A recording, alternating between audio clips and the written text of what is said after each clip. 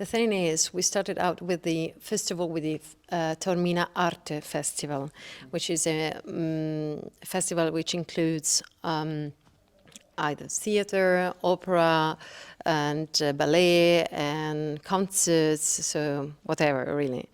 And Esther is the superintendent of the festival as well, and I'm the artistic director of that festival. And then we decided to, we were requested actually to take care about the film festival, which was not handled by by our foundation in the past years, and so we decided to ask Barrett to join us in the team, and to have somebody who's involved in the international field also for movies as well. I mean, and I think music has been quite important for this festival as well, for the Taormina Film Festival, and in fact we started the festival with the first evening dedicated to Pavarotti, to Big Luciano, So we decided that guy was the right one to dedicate the first concert, the first evening, the inauguration to. Whatever events or festivals I've organized, I've always used a lot of cross-genre programming.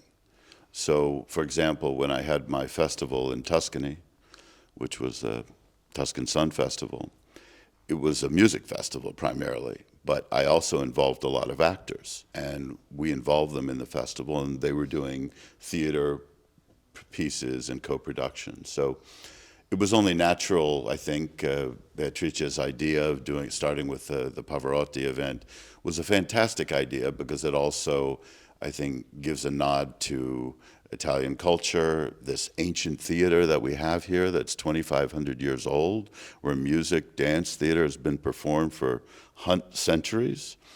So for me, it's a natural thing. Questo nostro festival. So this year was actually a rebirth for this festival after 69 years. Both the Italian government and the Sicilian government, they wanted to invest, on this festival. They understood that performing in the ancient theater was something fundamental. Because a third-party company ran the festival for several years before this one, this was the first time for all of us. There certainly were growing pains. But we're in Italy, and this is the summertime. And this festival is put on by Italians, and half the audience, or more than half the audience, is Italian. So they're used to things being late anyway. It's part of the culture. They're more relaxed, they have fun, they also create great art. So yes, things were not optimal. And we'll learn from those things. There are many things that we need to change, address, which you really can't know until you do them.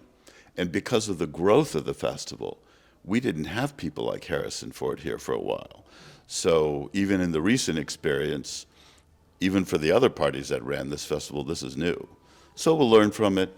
It's not insurmountable. I think there's some very easy solutions to some of the problems, and we'll solve them. So yeah, the idea is to connect to our roots, I think, to our heritage, but to look at the future as well. I think the Taormina Film Festival needs to find its own identity, maybe look into the independent cinema with a bit more of attention.